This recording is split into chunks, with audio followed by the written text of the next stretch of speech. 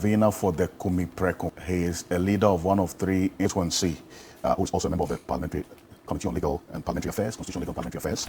His constituency has also been hit by this situation that we're talking about with the floods that has hit most parts of the Volta region that we're talking about now. Nelson Roxin Dafeamekpor will be joining us shortly to have a conversation on the matters arising with respect to the happenings in his constituency. We'll get into it here on Key Point.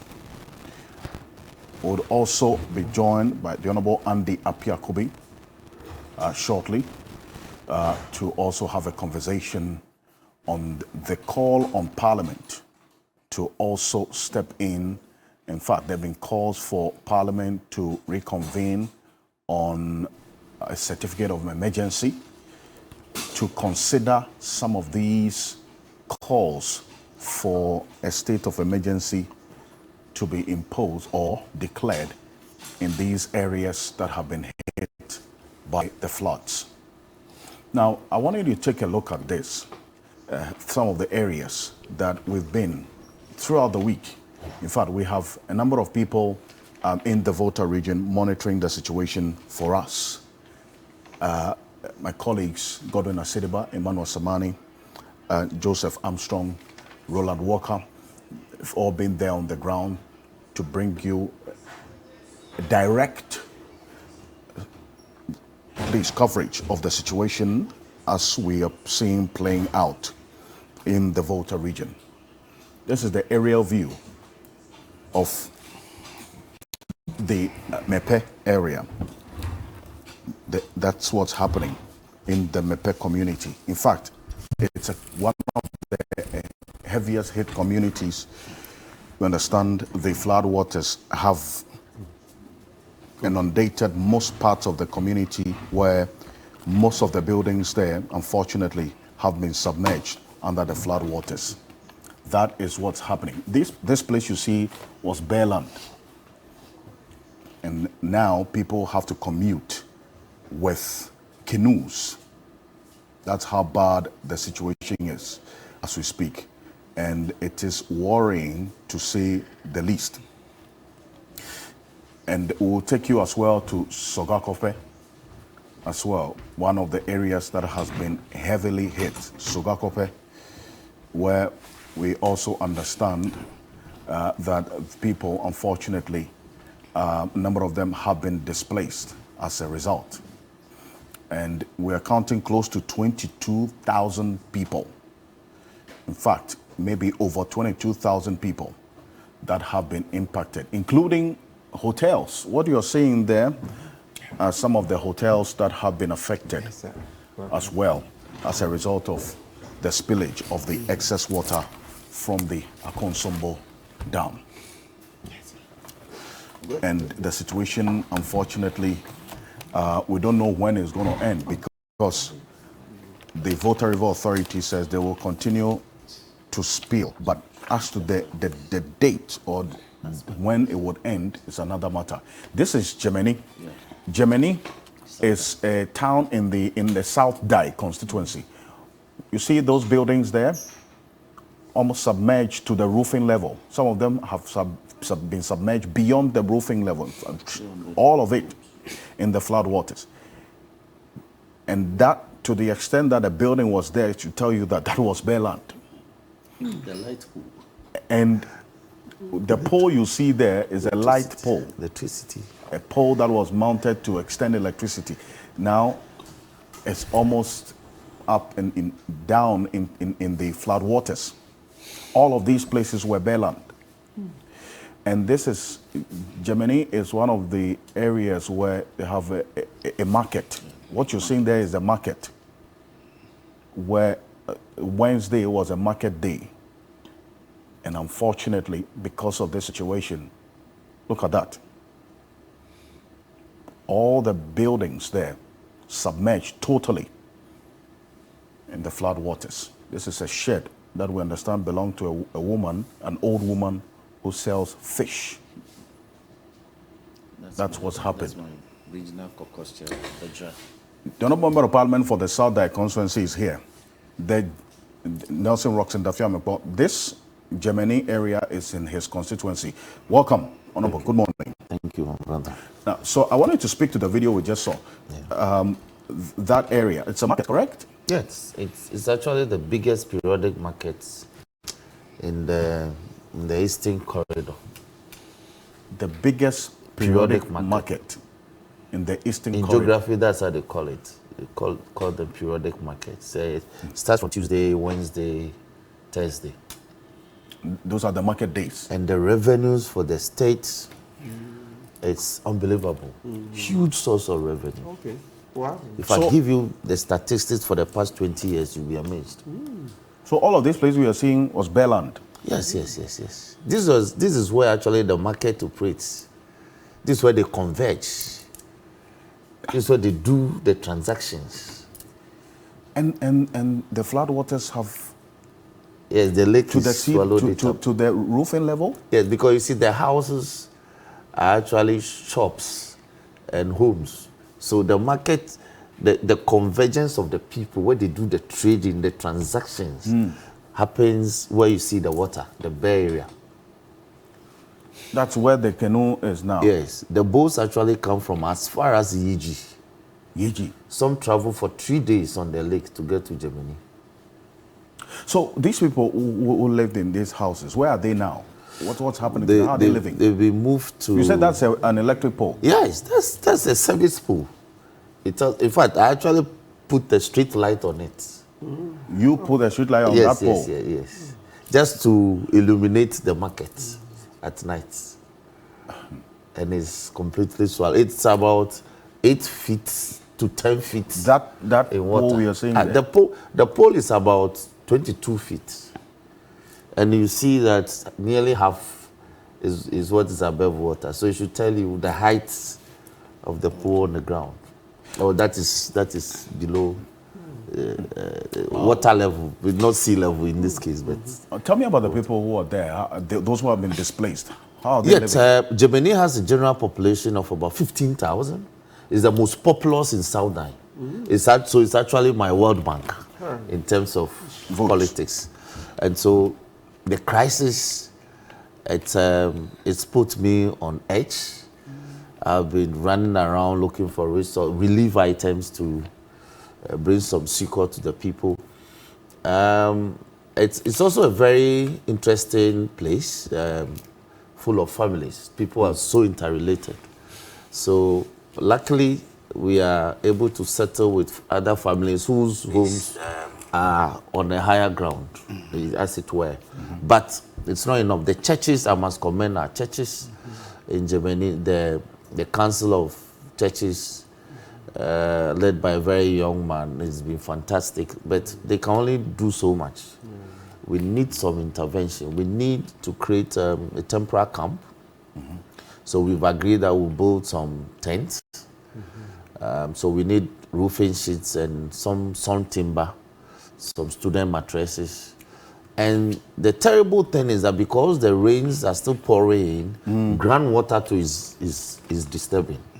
Right. Prof, you understand me? Groundwater, it's also a problem. It's still raining? It's still raining. In the area? It's still raining. It's been raining since January. In fact, if we want to go into this matter, I will have my time to look into. Those of us who live upstream of the lake, for the past 3 years, we know that the lake is at its brim. It's been full since 2021. I'll give you the statistics. I'll give you the figures to tell you that the lake has been full since 2021. And VRA has, in fact, the figures I'm going to quote are figures, I didn't concord them. It's from VRA's own database. Let's get into the figures, okay? Because if you're saying that let me use the opportunity to say good morning to my people, especially my people in Germany who are going through this trauma. And I have like 15 communities that have been submerged. 15? Yes, I have Ajebwi, partial submerged, so to speak. I have Ajebwi, I have Sakwe, I have Alaji Kope, I have Bumudi Kope, I have Jakiti, I have Germany itself, which is the heavily hit. Then I have Atoklopo, I have Agodake, I have Fantikope, I have Daosukope, I have Chanakpe, which is the traditional capital, also heavily hit. I have Chita, Abui, number 1, number 2. I have Golovime. I have Akpato. I have Todome. It's also hit. I have Sojikope. I have Blokpokope. I have Vugbaji. Then Bevetonu, which is the capital. Beve is the capital, the district capital. Tonu means Insuano, you know, that sort of thing. So once you have a community at the lake shore, that's how they call it. They are. And Fantikope means what? Fanti village. Yes, the Fantis are. The Fantis are all over. People from Efutu, I see, and the Wutu area. You know, they also we are all fisher folks. Right, so where there's water, you see us over there. So we are the Fantis. We and the guns and the dance. We do one thing. So now, going to the figures. As far back as 2001, the rainfall regime in the country changed. So at the end of 2001, the lake level as put out by VRA itself was 278.12 feet. 278. Now remember that the maximum is 276. 276. Remember that the maximum operating level for the water level in the lake is 278 feet. Yes. That is 84.56 meters.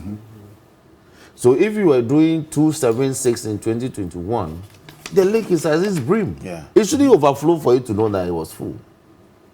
Is the maximum level not 276 instead? No, it's 278. Okay. And then So in 2022, December 2022, the lake as recorded, the water level in the lake as recorded by VRA was 277.12 feet. 31st December 2022. When we consider that is the dry season, the lake was recording a full water level. It was 0.88 of a feet shy of the brim. So normally what happens is that they will look at the levels and then begin to spill, regulated spill. But in general, when we're supposed to experience dry season in February, and then we experience what we call bushfires, you know, the world to have been bushfires with all the media warnings. It didn't happen.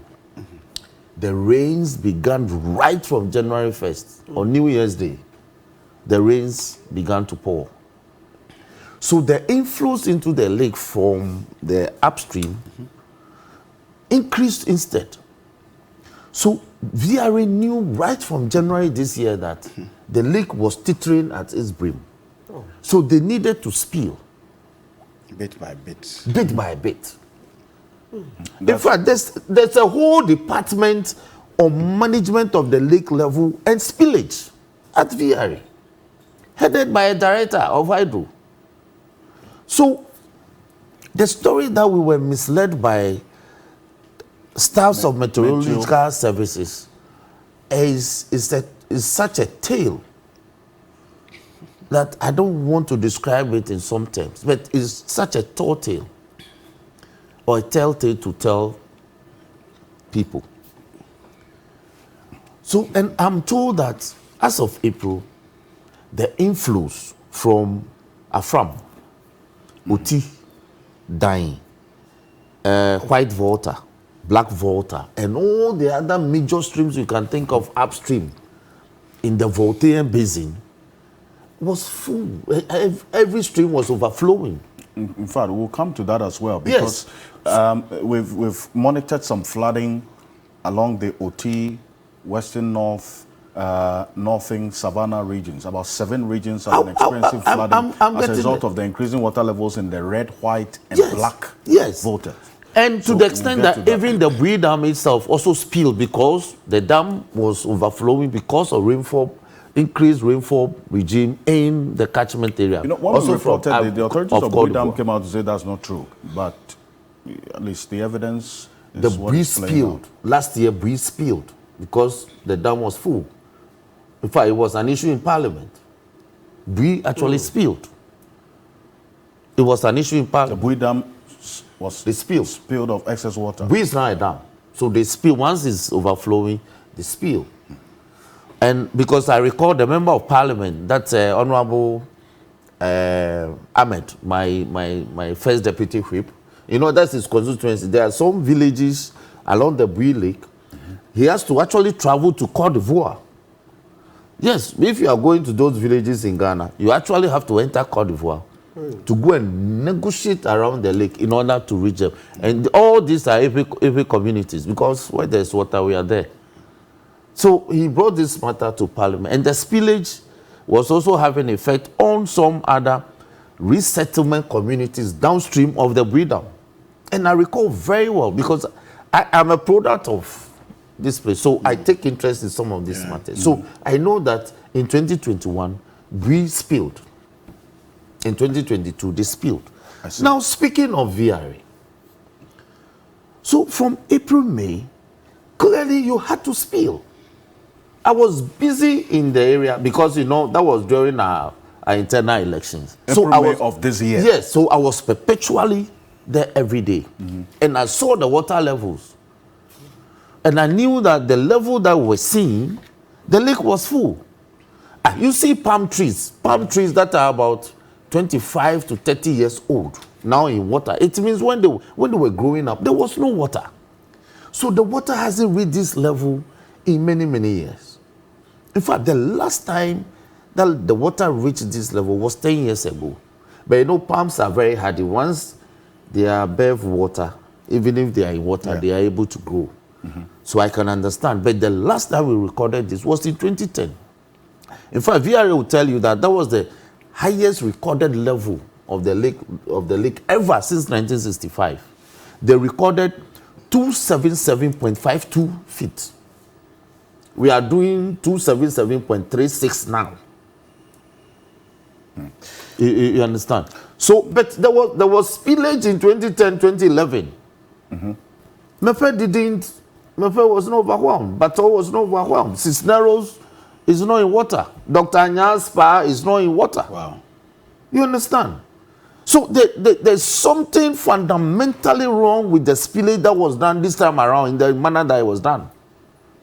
But like my chairman said, we want to chase away the cats, and then we'll deal with the issue. So now we are a people in crisis. You see, the dam is like a living organism.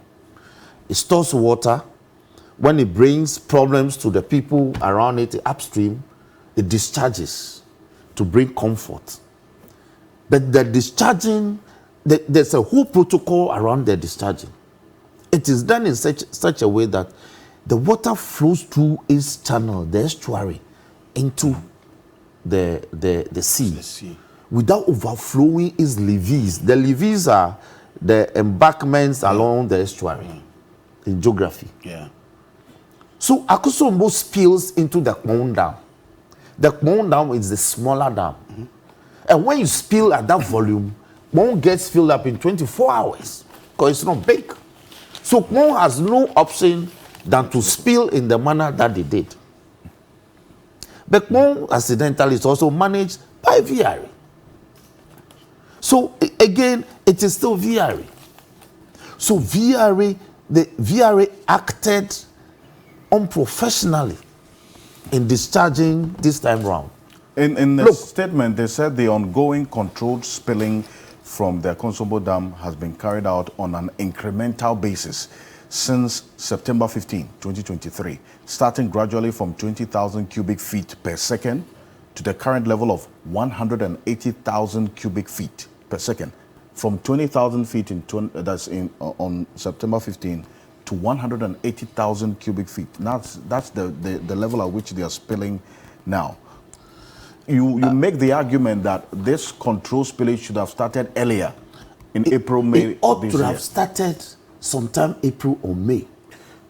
Because you see, as a manager of the dam, you would have done your calculations and determined that the inflows from all the major tributaries feeding the dam, including the Bagri Dam, were such that you need not to store water, because the inflows were in fact the inflows are much more than you can spill. So you ought to have spilled much earlier. It is the late spillage that has caused this problem. So somebody delayed the date of the spillage. That's where the problem is. Oh. Yes. Somebody either deliberately or negligently delayed the spillage. And so when the dam was bursting at its seams and was practically vibrating under the weight of the heavy water, they have to spill. And spill because, look, there is disaster looming. If you don't spill and spill heavily and bring and ease off the pressure on the dam. So it got to a point where the integrity of the dam was being threatened. Was threatened. Yes, I have classmates there, I have seniors who are engineers there. They tell me that the dam particularly was vibrating. And people were running out of, the dam is like, it's like an organism. It's a whole structure. They are underground. There are all manner of structures in there. People were running out of the offices. But these are not things they can come out and tell you. So, like my leader in parliament said, we need to have some inquiry into this matter. But for now, we want to bring relief to our people. And I'm not the only one affected upstream. North Dam is affected. Communities like Botoku, Usuta, Abate, Aveme, Daingba, they are all affected. That's so North Dam is the heaviest hit. No, North Dam is downstream. So North Dam, in fact, there are some communities in Central Town and South Town who have been more hit than so this than, is than that we North Town. Yes. Yes. Look, a lot of guest houses, people that took the opportunity to invest since Professor Glover's Hotel Cisneros, which was like the blue chip hospitality facility in the whole of the Volta region. It's all gone. A lot. Dr. Anya and Co, they've all come, including Aqua Safari. Have you been to Aqua Safari? Go and check. Aqua Safari is in crisis. You understand? So, Aqua Safari is in crisis because it's so close to the estuary, because of the ambience, and it's low and so low lying. So once the estuary, the levels in the estuary rises by even just a foot, it's in crisis. And not Aqua Safari alone. All other persons who have moved towards that dam to invest in residential property and other real estate, either commercial or private, they're also in crisis.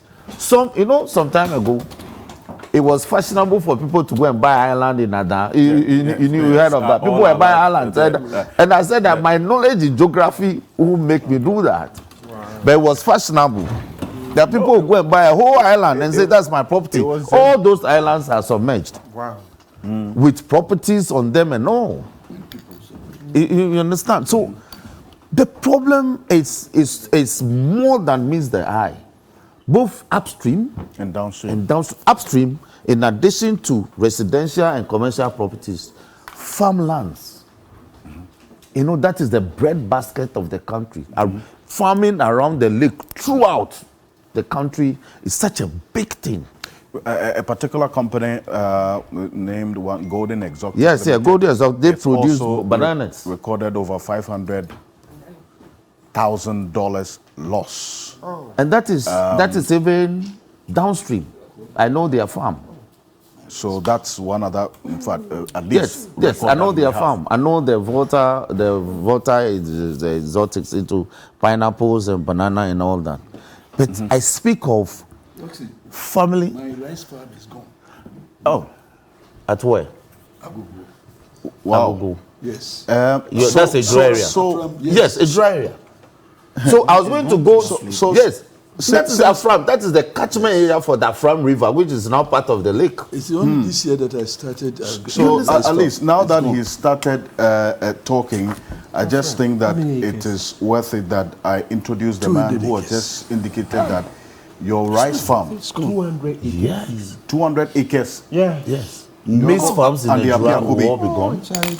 Not just rice, but Honorable maize. and the Apiakobi, But good morning. beans. Welcome. Good morning, Good brother. morning. Your rice farm is gone. It's gone. 200 acres.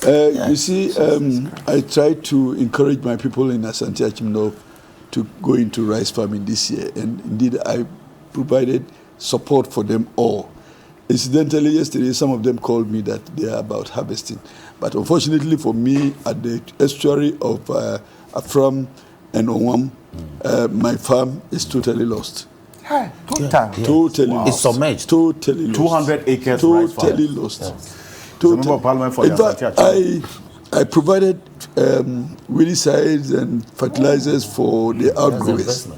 And fortunately, some of them who were on the upstream, they have no problems. But those of us who wanted to go to the low-lying areas, we lost everything. And it's more fertile. But it's an experience that we need to share. But again, when it comes to my turn, I will start from the corrective. Engineering. So let Anyway, me wind welcome. up. Let me wind up. So in wind addition up for to me. myself, North Dine, and Afajato South, Mando is also affected. Biakuya is affected in the Nkunya area.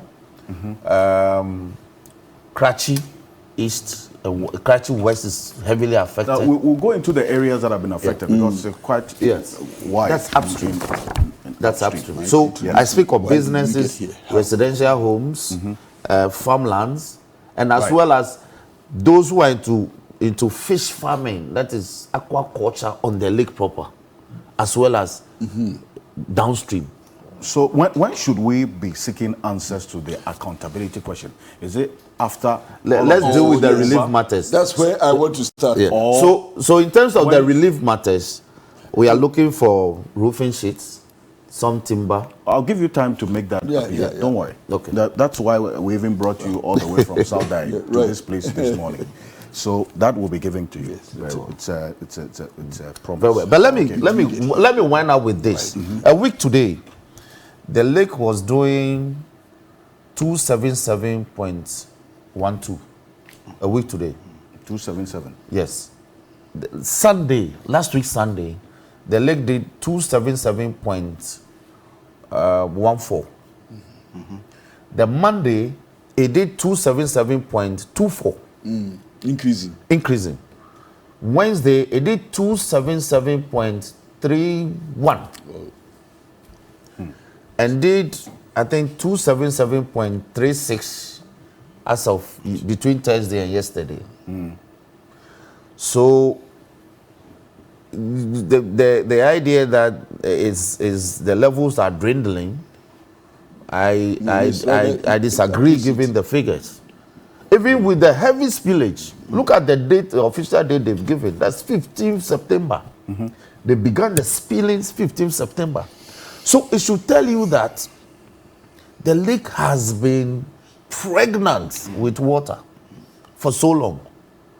Because even though, so perhaps for now, I'm not in the sciences. Yes, but the figures, if they do the calculation determining the cubic meters of water that has been spilled between 15th September and today in 30 days' time, vis-a-vis how much inflow has come in from the tributaries and the Bagri Dam, VRA ought to have, there's something we call in law foreseeability.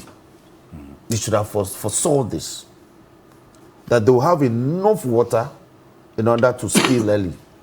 And the water levels would have threatened power productivity or production, if those were their fears. Okay.